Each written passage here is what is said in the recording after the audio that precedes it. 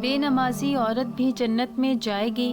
نبی اکرم صلی اللہ تعالی علیہ وسلم فرمانے لگے کہ میں جانتا ہوں جس نے اللہ کی بارگاہ میں ایک سجدہ نہیں کیا، نہ ہی کوئی نماز پڑھی، لیکن میں گواہی دیتا ہوں کہ اللہ اس کو جنت دے گا، وہ عورت اور مرد۔ اس کے بارے میں آج ہم سنیں گے۔ بسم اللہ الرحمن الرحیم۔ ناظرین، غزوہ خیبر کے موقع پر ایک چراغا حضور اقدس صلی اللہ تعالی علیہ وسلم کی خدمت اقدس میں حاضر ہوا۔ وہ یہودیوں کی بکریاں چرایا کرتا تھا۔ اس چراوے نے جب دیکھا کہ خیبر سے باہر مسلمانوں کا لشکر پڑاؤ ڈالے ہوئے ہے، اس کے دل میں خیال آیا کہ میں جا کر ان سے ملاقات کروں اور دیکھوں کہ یہ مسلمان کیا کہتے ہیں اور کیا کرتے ہیں۔ چنانچہ بکریاں چراتا ہوا مسلمانوں کے لشکر میں پہنچا اور ان سے پوچھا کہ تمہارے سردار کہاں ہے؟ صحابہ کرام نے بتایا کہ ہمارے سردار حضور نبی اکرم صلی اللہ تعالی علیہ وسلم اس خیمے کے اندر ہیں۔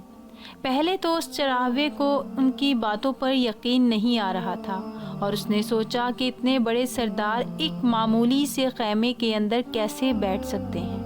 اس کے ذہن میں یہ تھا کہ جب آپ اتنے بڑے بادشاہ ہیں تو بہت ہی شان و شوکت اور ٹھاٹھا باٹ کے ساتھ رہتے ہوں گے، لیکن وہاں تو کھجور کے پتوں کی چٹائی سے بنا ہوا خیمہ تھا۔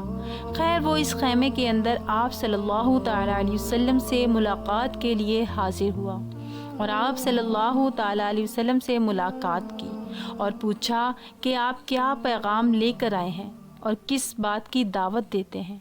حضور اقدس صلی اللہ تعالی علیہ وسلم نے اس کے سامنے اسلام اور ایمان کی دعوت رکھی اور اسلام کا پیغام دیا۔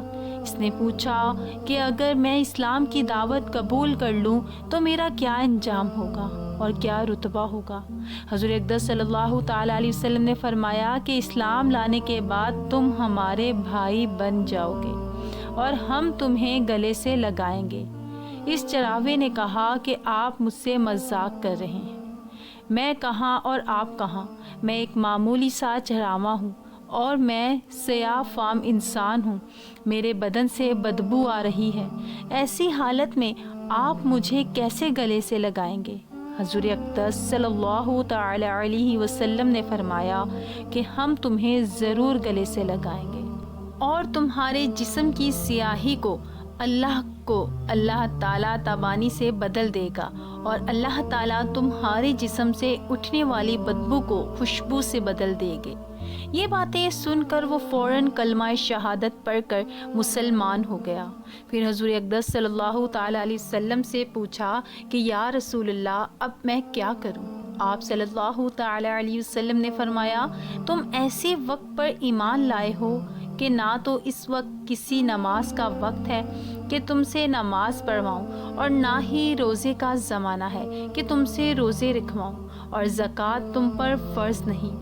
اس وقت صرف ایک عبادت ہو رہی ہے جو تلواروں کی چھاؤں میں انجام دی جاتی ہے، اور وہ جہاد ہے۔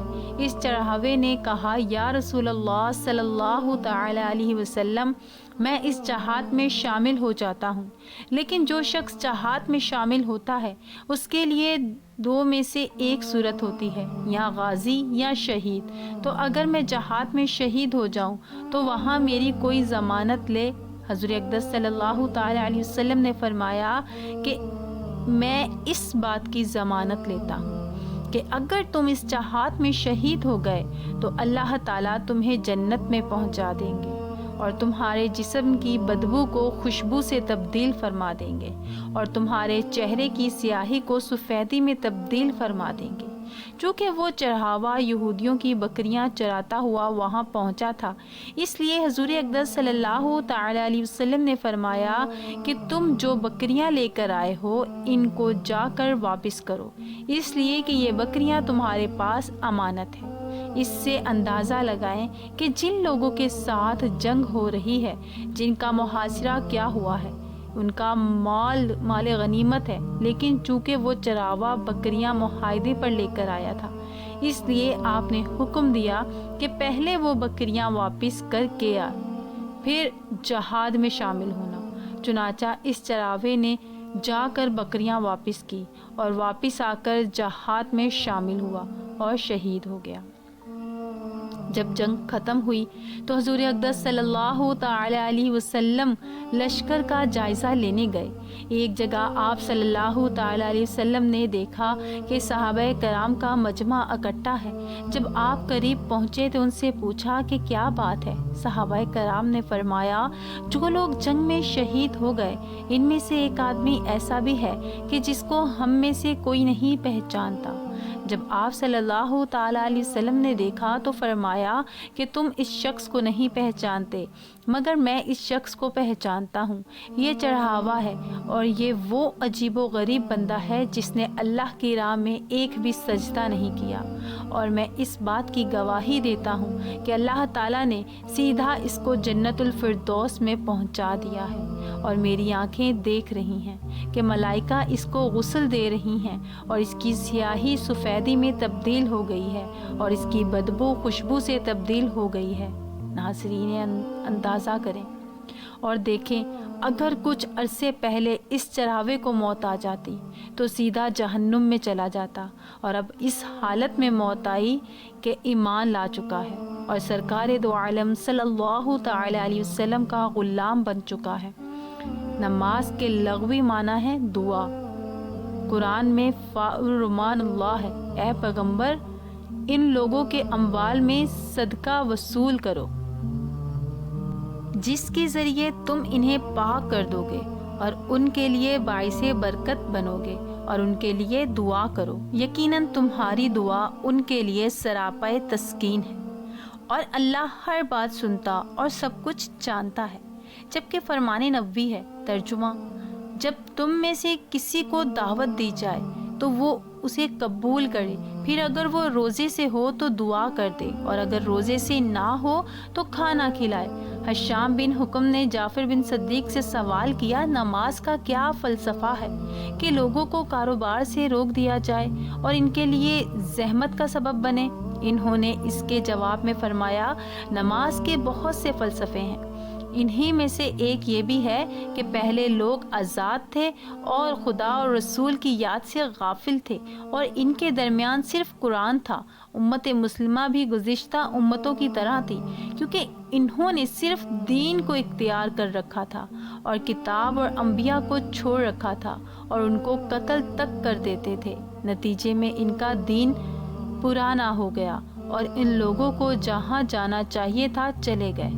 خداوند عالم نے ارادہ کیا کہ یہ امتی دین کو فراموش نہ کرے، لہٰذا اس امت مسلمہ کے اوپر نماز کو واجب قرار دیا گیا تاکہ ہر روز 5 بار حضرت صلی اللہ تعالی علیہ وسلم کو یاد کریں اور ان کا اسم گرامی زبان پر لائیں، اور اس نماز کے ذریعے خدا کو یاد کریں تاکہ اس سے غافل نہ ہوں اور اس خدا کو ترک نہ کریں۔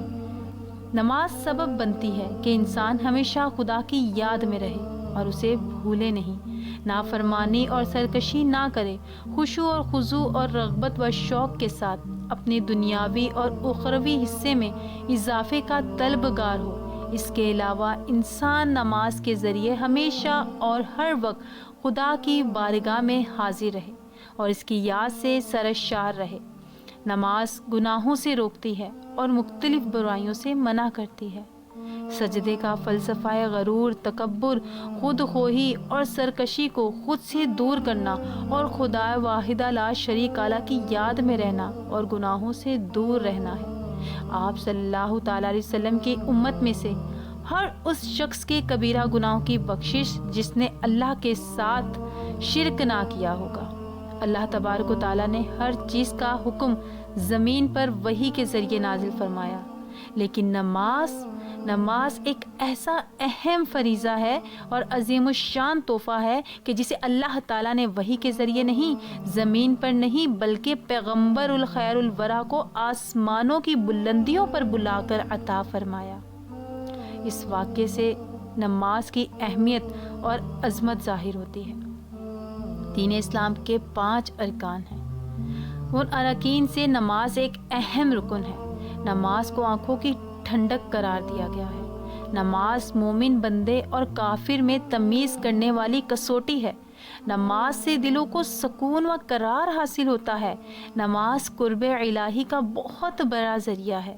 قیامت کے دن سب سے پہلا پرچہ اور لازمی سوال نماز کا ہوگا۔ اس پیپر میں کامیاب تمام امتحانی پرچوں میں کامیاب قرار پائے گا۔ اس میں ناکامی پر عذاب الہی کا معجب بنے گا۔ آپ صلی اللہ تعالیٰ علیہ وسلم جب واپس آتے ہوئے جناب حضرت موسیٰ کلیم اللہ کے پاس سے گزرنے لگے تو انہوں نے پوچھا کہ اللہ تعالیٰ نے آپ کو کیا حکم دیا ہے؟ تو آپ صلی اللہ تعالیٰ علیہ وسلم نے کہا، اللہ تعالیٰ نے میری امت پر ہر دن اور رات میں 50 نمازیں فرض کی ہیں۔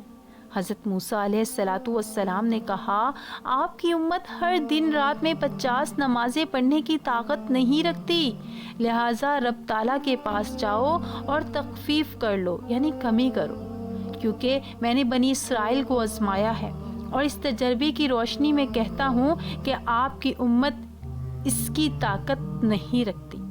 نبی اکرم صلی اللہ تعالیٰ علیہ وسلم فرماتے ہیں کہ میں دوبارہ سدرۃ المنتہا کے پاس گیا اور اللہ تعالیٰ سے نماز کم کرنے کی درخواست کی تو رب العالمین نے 5 نمازیں کم کر کے دیں۔ پھر حضرت موسیٰ علیہ السلام کے پاس سے گزر ہوا تو انہوں نے کہا، یہ بھی زیادہ ہیں اور کم کروا لو۔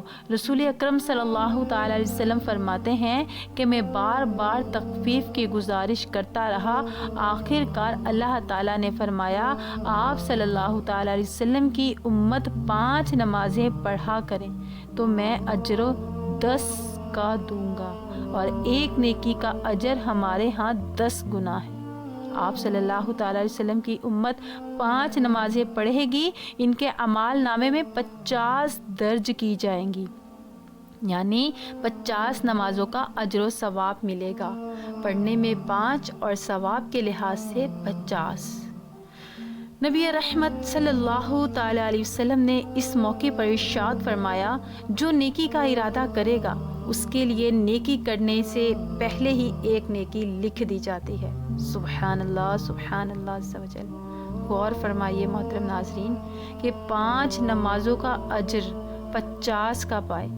آج کتنے لوگ ہیں جو نمازیں پڑھتے ہیں؟ اگر میں یوں کہوں تو بجا ہوگا کہ 5% مسلمان نمازی ہیں، لیکن ہم معراج بڑی دھوم دھام سے مناتے ہیں، کھانا اعلیٰ سے اعلیٰ قسم کا پکواتے ہیں، جلوس نکلواتے ہیں، مسجدیں، مزاروں، سرکاری غیر سرکاری اداروں اور عمارتوں پر چراغاں کیا جاتا ہے، کئی روزے رکھتے ہیں تو کئی رات کا قیام کرتے نظر آتے ہیں، حالانکہ شریعت محمدیہ صلی اللہ تعالیٰ علیہ وسلم میں ان رسومات کا کوئی ثبوت نہیں۔